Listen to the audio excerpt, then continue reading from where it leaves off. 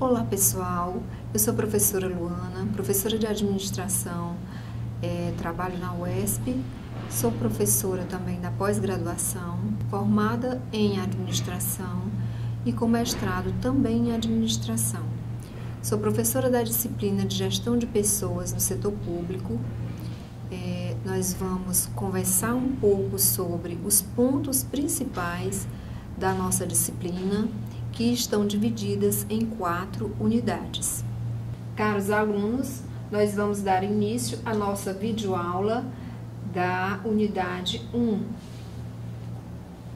Na unidade 1, nós vamos tratar sobre a introdução da gestão de pessoas no contexto histórico da administração. Dentro dessa perspectiva histórica, nós vamos mencionar os principais conceitos e práticas da administração de pessoas. Nós vamos entender o papel do planejamento estratégico na gestão de pessoas dentro das organizações e estabelecer uma relação entre os conceitos teóricos e a prática para o melhor entendimento dos alunos. A evolução da gestão de pessoas no setor público inicia a partir da teoria da administração científica, estabelecida por Taylor em 1930. O Taylor deu início aos estudos científicos dentro da administração. Nesse período não havia uma gestão de pessoas formalizada. O que haviam era apenas direitos civis e políticos que eram previstos na Constituição por iniciativa do Estado. Em 1937, a partir da Escola das Relações Humanas, elaborada pelo autor Elton Mayo, onde foi estabelecido que havia uma influência nos resultados relacionadas ao comportamento humano dentro das empresas. A partir dessa constatação, começou-se um processo de gestão inicial das pessoas dentro da organização. O cenário do setor público nessa época, já haviam trabalhos relacionados ao DASP, que é o Departamento Administrativo do Serviço Público, voltado para as funções legais da gestão pública, certo? Da gestão de pessoas no setor público. A partir daí, na década de 40 e 50, aumentou a relação industrial nas empresas. As relações industriais, elas teve uma evidência muito forte com o crescimento industrial no Brasil nessa década. E aí, a partir dessa nova realidade, desse novo cenário organizacional, a administração pública, ela trabalhava de forma indireta e já direcionava a questão do recrutamento e seleção de pessoas dentro do setor público e a remuneração dessas pessoas, como era essa formatação da remuneração. Somente a partir da abordagem sistêmica, onde a organização era vista como sistema e os subsistemas abertos e interligados, a administração de pessoas, a gestão de pessoas no setor público, considerava a questão da avaliação de desempenho e do sistema de mérito.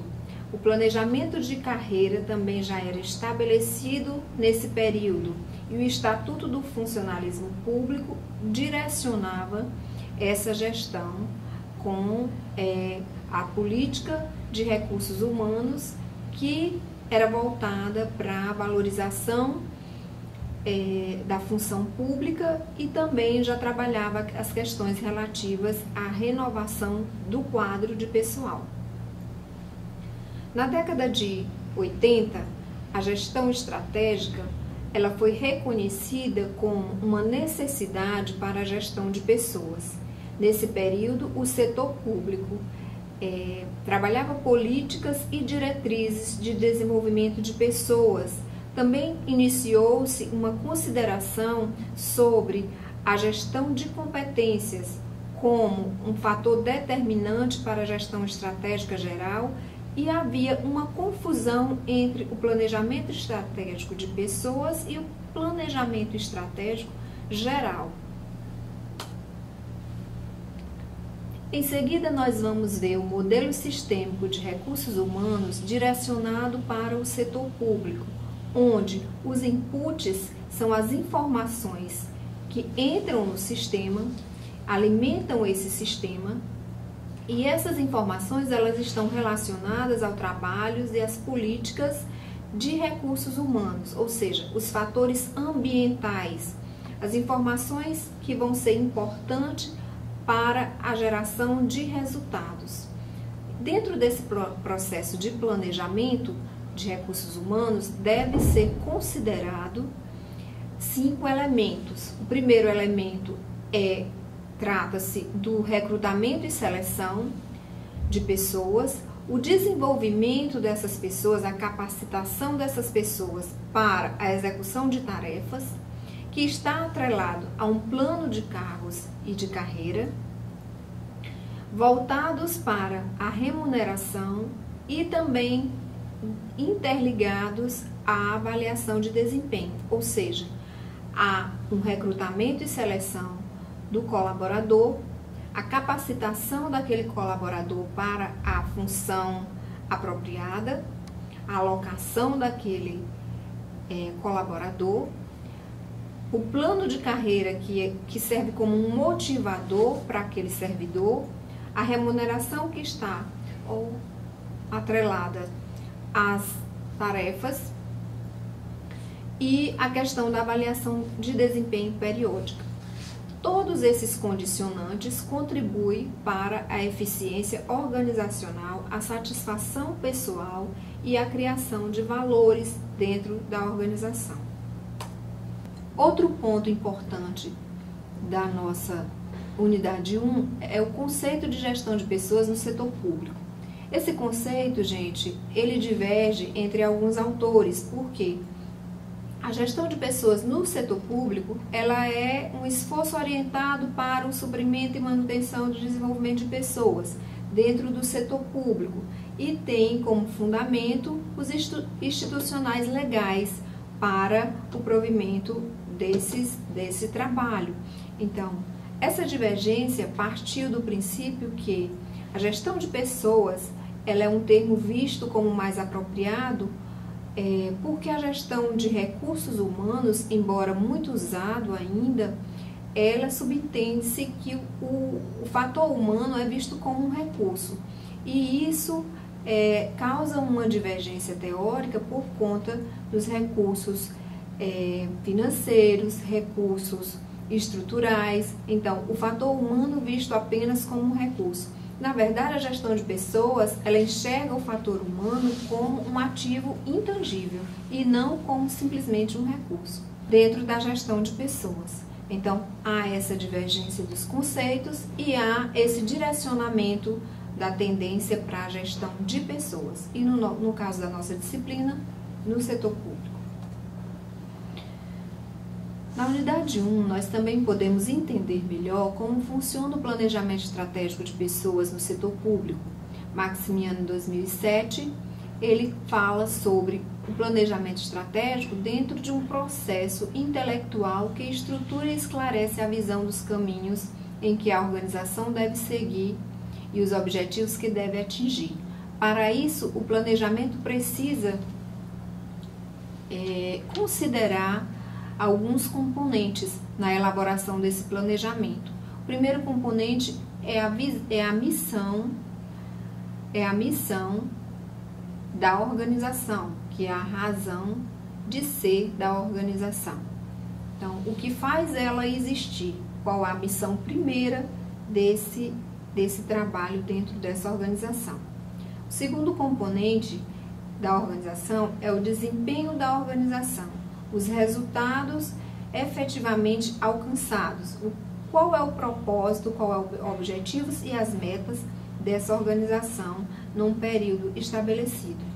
O outro componente do nosso planejamento estratégico a oportunidade, está voltado para as oportunidades e os desafios, que são os fatores externos. Então, quais são as oportunidades no cenário atuante da organização que pode favorecer o meu planejamento estratégico?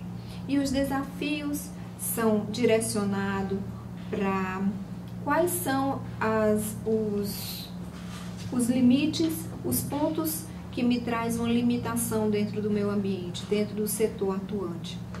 Outro componente do planejamento estratégico de pessoas no setor público são os pontos fortes e os pontos fracos.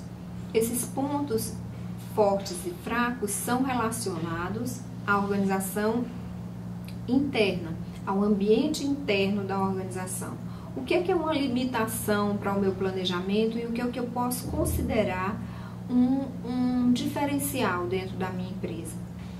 Outro ponto também importante é a competência dos planejadores. Então, são os potenciais gestores que vão fazer a formulação desse planejamento dentro da organização. Então, as pessoas que estão à frente desse planejamento estão realmente aptas a exercer essa função e avaliar todos esses componentes. Essa questão também deve ser considerada na elaboração do planejamento de pessoas dentro do setor público. Trazendo esse conceito para a gestão de pessoas no setor público, ao planejar todos esses componentes, é necessário evidenciar a integração das estratégias de recursos humanos às competências requeridas, ou seja, não só a competência dos gestores que vão elaborar, mas vocês podem notar que a competência do colaborador na execução de cada função, de cada cargo, e a quantidade de pessoas que eu vou precisar em cada departamento. Então, esse direcionamento deve ser estratégico para que haja um melhor resultado. Planejamento estratégico de pessoas dentro do setor público, nós podemos ver como exemplo o Plano Diretor de Reformas do Aparelho do Estado.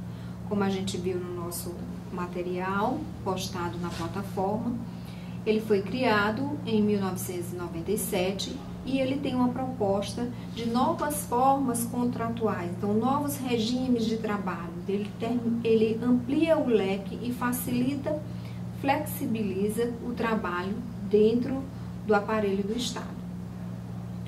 Outro exemplo prático da gestão de pessoas no setor público é o papel do decreto 5.707 de 23 de fevereiro de 2006, que ele estabelece a inclusão dos trabalhos de gestão por competência. Esse decreto, ele favorece muito para o planejamento de pessoas no setor público, porque ele mobiliza as pessoas para a questão da competência, a competência do conhecimento e da atitude dentro do trabalho público. Podemos ver que nas etapas do planejamento estratégico de pessoas no setor público, no início a gente viu que houve historicamente uma certa confusão entre o que seria planejamento estratégico geral e o que seria planejamento estratégico dentro do setor público. Então, o planejamento estratégico de pessoas no setor público, ele é alimentado constantemente pelas informações e pelo sistema de comunicação, que é esse pontilhado que vocês observam na tela. Planejamento global, ele está ligado à elaboração de uma política de RH para que possa direcionar a força de trabalho, adequar o perfil de cada servidor, adequar os quantitativos, a alocação e a quantidade de pessoas dentro de cada departamento para que haja um resultado apropriado, e definição de políticas de RH, de recursos humanos, que trabalha a questão dos concursos, o recrutamento, o plano de carreira, como é que vai ser a capacitação e desenvolvimento desse servidor e os incentivos que vão motivar os trabalhos dentro de cada departamento. A avaliação de desempenho também deve ser colocada como uma política de recursos humanos para que haja uma avaliação periódica dos resultados. O planejamento estratégico de pessoas no setor público passa por algumas dificuldades, considerando as ações e as dimensões desse planejamento e a diversidade e sua abrangência. Um dos pontos que dificulta o planejamento estratégico de gestão de pessoas é a abrangência territorial. A abrangência territorial, considerando que cada organização tem pessoas, culturas e climas diferentes, dificulta a questão do resultado e desse planejamento, num contexto mais uniforme. A história da administração pública no Brasil, ela também passa pelo paternalismo, que é o regime patrimonialista, visto no período da segunda etapa da administração pública. As restrições orçamentárias, a questão dos custos, as necessidades de melhoria da legislação, uma legislação que se adapte a uma nova realidade, visto que a realidade atual ela muda conforme o tempo, então existe uma demanda para a questão da legislação.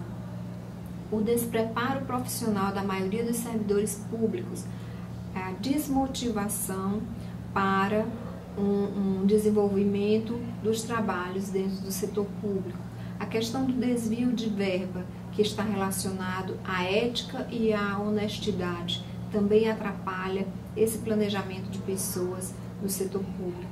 Os custos operacionais, os custos operacionais, eles têm uma magnitude própria da máquina administrativa. Esses custos eles estão bem ligados a questões financeiras, a restrições orçamentárias, a questão da duplicidade de programas e projetos. Muitas vezes um projeto dá certo em um município e não dá certo no outro. Então, existe essa divergência de abrangência do planejamento e o não cumprimento do plano de governo, devido às mudanças periódicas de governo ou até a falta de compromisso do mesmo governo que depois de eleito não cumpre suas próprias promessas. Então, isso dificulta o planejamento estratégico de pessoas no setor público. Bom, gente, para finalizar, nós vimos que na unidade 1, o setor público, ele está historicamente, ele tem um processo histórico relacionado com a administração científica, ele ainda segue o modelo gerencial, mas as estruturas e os sistemas organizacionais, eles demandam uma mudança, uma capacitação, a questão do valor do conhecimento e a atitude do servidor, a questão das competências estabelecida pelo decreto mencionado, que deve ser uma competência inseparável entre o individual e o organizacional, para que haja de fato resultado satisfatório nos trabalhos das pessoas dentro do setor público. Eu queria agradecer a atenção e até o nosso próximo encontro.